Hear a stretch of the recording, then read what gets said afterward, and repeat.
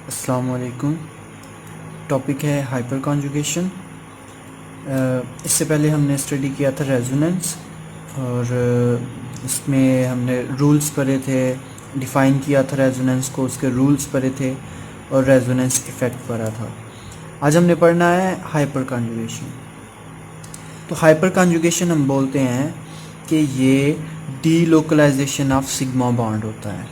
जैसे रेजोनेंस में हमने बोला था कि वो क्या होता है, डीलोकलाइजेशन ऑफ पाई इलेक्ट्रॉन्स होता है, जबकि जो हाइपर कॉन्जुगेशन है इसको हम बोलते हैं कि ये क्या है, डीलोकलाइजेशन ऑफ सिग्मा इलेक्ट्रॉन्स।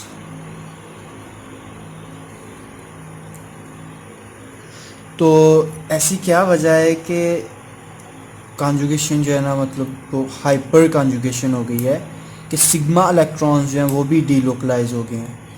तो ये जो कॉन्सेप्ट है इसको हम स्टडी करते हैं, बहुत से प्रॉब्लम्स आती हैं हमें केमिस्ट्री में, उसको उसका आंसर करने के लिए जो है ना हम इसको स्टडी करते हैं हाइपर कॉन्जुगेशन को।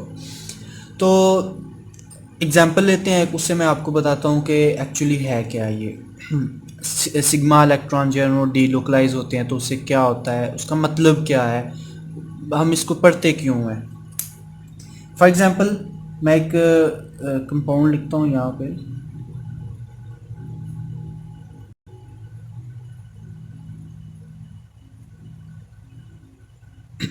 ये मैंने प्रोपीन लिखी है।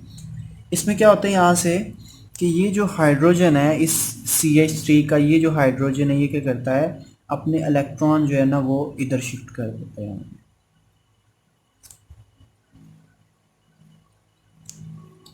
इससे क्या होता है कि ये बॉन्ड यहाँ से ब्रेक हो जाता है और इलेक्ट्रॉन्स की जो है ना कुछ अरेंजमेंट ऐसी हो जाएगी।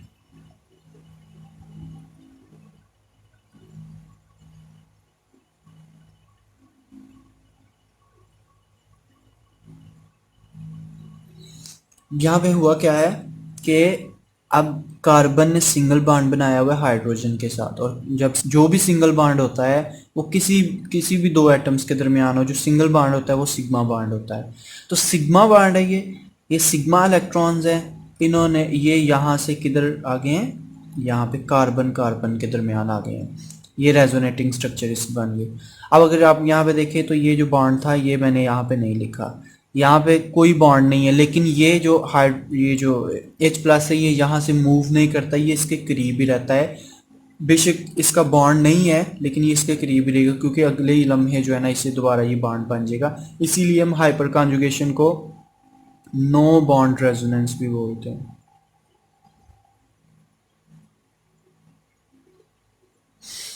अच्छा, ये यहाँ से इधर मूव कर जाता है, ठीक है। तो ये इसकी जो है ना ये इसकी रेजोनेटिंग स्ट्रक्चर है, ये हाइपर कॉन्जुगेटिंग स्ट्रक्चर है ये इसकी। ये जो सिग्मा बॉन्ड यहाँ से यहाँ पे मूव किया है, सिग्मा इलेक्ट्रॉन्स मूव किए हैं, इसको हम बोलते हैं ये हाइपर कॉन्जुगेशन है। और ये उसी तरह जैसे हमने रेजोनेंस में पढ़ा था कि यहाँ पे भी हमने सिर्फ और सिर्फ इलेक्ट्रॉन्स को मूव करना है, हमने यहाँ पे एटम्स को मूव नहीं करना। और इसके अलावा जो बाकी रूल्स भी पढ़े थे वो भी हम यहाँ पे फॉलो करते हैं, ठीक है। अब इसके बाद हम एक दो एग्जांपल और देखेंगे और उसके बाद मैं जो है ना आपको बताऊंगा कि ये हम कहाँ कहाँ पे हाइपर कॉन्जुगेशन का जो कॉन्सेप्ट है ये अप्लाई करते हैं, हम इसको हम पढ़ते क्यों हैं। एक और एग्जांपल देखते हैं, लेकिन उससे पहले एक ये भी बात है कि ये ज़्यादा इफ़ेक्टिव नहीं होता। जो कॉन्जुगेशन है, जब पाया इलेक्ट्रॉन्स मूव करते हैं वो ज़्यादा इफ़ेक्टिव होता है। ये हाइपर कॉन्जुगेशन में सिग्मा इलेक्ट्रॉन्स मूव करते हैं तो ये ज़्यादा इफ़ेक्टिव नहीं होता, सिर्फ 10% होता है एज़ कम्पेयर टू कॉन्जुगेशन। तो नेक्स्ट एग्जांपल है हमारे पास कि हम यहाँ पे एक प्रॉब्लम को भी स्टडी करते हैं। ये है हमारे पास प्रोपाइन, इसकी रेजोनेटिंग स्ट्रक्चर कैसे बनेगी, यहाँ से इलेक्ट्रॉन मूव कर जाते इधर। अब यहाँ पे डबल बॉन्ड बन जाएगा तो इस कार्बन के 3 पहले बॉन्ड है, 4 बन जाएंगे, तो ऐसा पॉसिबल नहीं है, इसलिए इसका एक बॉन्ड ब्रेक हो जाएगा, ये इलेक्ट्रॉन इधर शिफ्ट हो जाएंगे इस कार्बन के, क्योंकि इसने इस साइड पे बॉन्ड बनाना है अब। तो जब यहाँ से इधर मूव करेगा ये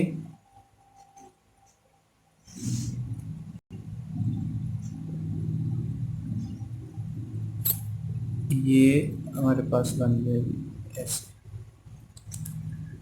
अब हमने इसकी रेजोनेटिंग स्ट्रक्चर क्यों बनाई है, क्योंकि जब हम इसको स्टडी करते हैं ना तो CH3, ये CH3, ये पूरा ग्रुप और ये कार्बन, इसकी बॉन्ड लेंथ जो है ना वो हमारे पास आती है कितनी, 1.46 एंगस्ट्रम, जबकि ये होनी चाहिए थी 1.54 एंगस्ट्रम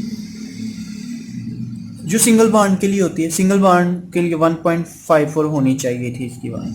अगर तो इसको कोई इफेक्ट नहीं हुआ तो इसका मतलब है इसकी 1.54 होनी चाहिए थी। तो ऐसा क्यों, इसकी कम क्यों होगी, उसका फिर आंसर हम देने के लिए हम कहते हैं जी यहाँ पे क्या हो गई है, हाइपर कॉन्जुगेशन हो गई है। यहाँ से इलेक्ट्रॉन इधर मूव करते हैं तो ये डबल बॉन्ड बन जाता है इस कार्बन और कार्बन के दरमियान, जिसकी वजह से जो बॉन्ड लेंथ है वो थोड़ी शॉर्ट हो जाती है। तो इस तरह हम ये आंसर देते हैं कि ये वजह है कि इसकी बॉन्ड लेंथ जो है ना वो 1.46 एंगस्ट्रम हो गई है, 1.54 नहीं। अब अगर हम हाइपर कॉन्जुगेशन में स्टेबिलिटी को स्टडी करें कि हाइपर कॉन्जुगेशन जो है ना वो, उसमें हम कैसे बताएंगे कि कोई कम, इसकी बेस पे ये भी बता सकते हैं कि कंपाउंड जो है ना वो स्टेबल है, कम स्टेबल कौन सा है, ज़्यादा स्टेबल कौन सा। जैसे हमने कॉन्जुगेशन रेजोनेंस में बोला था हमने कि जिसकी रेजोनेटिंग स्ट्रक्चर ज़्यादा बनती हैं उसमें जो है ना वो ज़्यादा स्टेबल होता है। इसमें भी हम हाइपर कॉन्जुगेशन में भी बोलते हैं कि जिसकी हाइपर कॉन्जुगेटिंग जो रेजोनेटिंग स्ट्रक्चर्स बनेंगी अगर ज़्यादा बनेंगी तो वो ज़्यादा स्टेबल होगा। जैसे मैं यहाँ पे हम एक एग्जांपल ले लेते हैं, जैसे है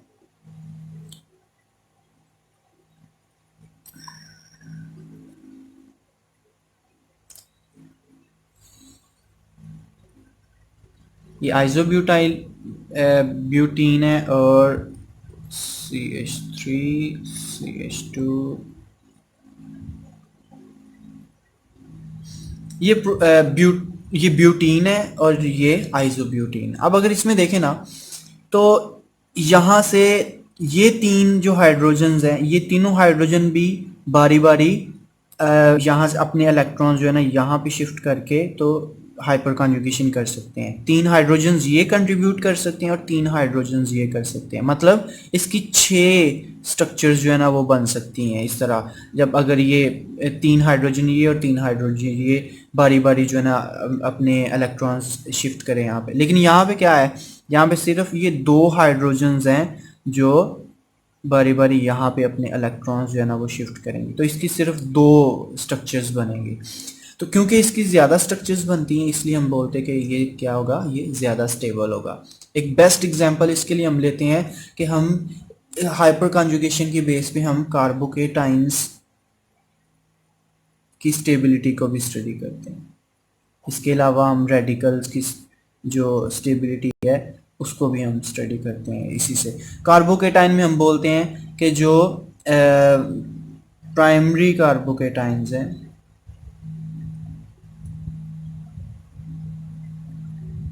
कार्बोकेटाइंस लीस्ट स्टेबल होते हैं। इनसे ज़्यादा स्टेबल होते हैं सेकेंडरी 2 डिग्री और सबसे ज़्यादा स्टेबल जो है ना वो 3 डिग्री मोस्ट स्टेबल। इसकी क्या वजह है, जैसे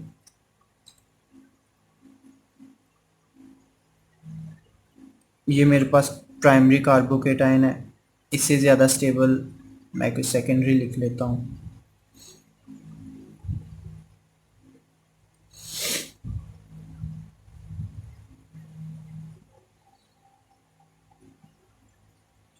चलो ये ठीक है, और इसके अलावा इससे ज़्यादा होगा स्टेबल टर्शियरी। इसकी क्या वजह है, ये बेस्ट एग्जांपल है इसके लिए, इसको एक्सप्लेन करते हैं हम। यहाँ पे अगर देखें ये प्राइमरी कार्बोकेटाइन है तो इसकी रेजोनेट, अगर इसकी आप स्ट्रक्चर्स बनाए हाइपर कॉन्जुगेटिंग स्ट्रक्चर, तो कितने हाइड्रोजन्स यहाँ पे इलेक्ट्रॉन जो है ना वो दे सकते हैं, 3, तो इसकी स्ट्रक्चर्स बनेंगी 3। अगर यहाँ पे देखा जाए तो जो सिग्मा इलेक्ट्रॉन्स हैं वो दे के, तो इसके हाइपर कंजुगेटिंग स्ट्रक्चर कितनी बनेगी, 3 इलेक्ट्रॉन यहाँ, सॉरी 3 हाइड्रोजन ये हैं, ये अपने इलेक्ट्रॉन दे सकते हैं 3 ये, इसकी जो स्ट्रक्चर्स बनेंगी वो बनेंगी 6। जबकि यहाँ पे इस चार्ज को स्टेबल करने के लिए, ये चार्ज को स्टेबल करना होता है हमने, फिर ही कार्बोकेटाइन स्टेबल होता है, ताकि ये चार्ज ना रहे। अगर चार्ज होगा तो ये रिएक्ट कर जाएगा, क्योंकि ये चार्ज नहीं चाहता। ये आइन होगा तो आइन जो है ना उनके रिएक्शन फास्ट होते हैं। तो ये क्या करेगा, ये जो प्लस पॉजिटिव चार्ज है इसको स्टेबल करने के लिए अब 3 हाइड्रोजन ये हैं, 3 यहाँ पे हैं, जबकि 3 हाइड्रोजन यहाँ पे हैं। इसकी 9 स्ट्रक्चर्स बनेंगे। इसलिए हम बोलते हैं कि जो टर्शरी कार्बोकेटाइंस हैं वो क्या होते हैं, वो मोस्ट स्टेबल होते हैं, मोस्ट स्टेबल होते हैं। इसी तरह रेडिकल्स में भी हम यही बोलते हैं कि जो रेडिकल्स हैं उनमें भी जो टर्शरी होते हैं वो मोस्ट स्टेबल होते हैं, क्योंकि उनमें हाइपर कॉन्जुगेटिंग स्ट्रक्चर्स जो हैं वो ज़्यादा बनती हैं। और लास्ट पे एक और बात कि बाज़ औक़ात पूरा मिथाइल ग्रुप जो है वो भी हाइपर कॉन्जुगेशन में इन्वॉल्व हो सकता है। जैसे अगर देखा जाए तो मैं एक कंपाउंड लिखता हूँ यहाँ पे,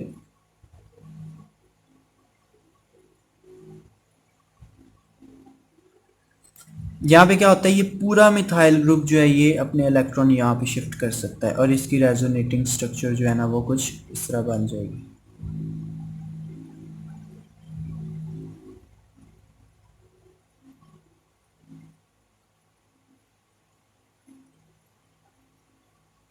ये इलेक्ट्रॉन जो है ना ये आगे मूव कर जाएंगे, यहाँ पे इधर जो है ना माइनस चार्ज आ जाएगा।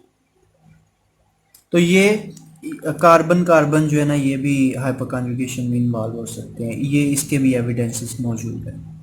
तो ये था हाइपर कॉन्जुगेशन पे। आप जो है ना इसको सब्सक्राइब भी करें चैनल को, वीडियो को लाइक भी करें, कमेंट भी करें। अगर कोई क्वेश्चन है आपका, या अगर आप कोई टॉपिक चाहते हैं कि उसको मैं एक्सप्लेन करूँ, तो आप वो भी मुझे कह सकते हैं। तो मैं इंशाल्लाह पूरी कोशिश करूँगा कि आप जो भी टॉपिक कहें, अगर वो पहले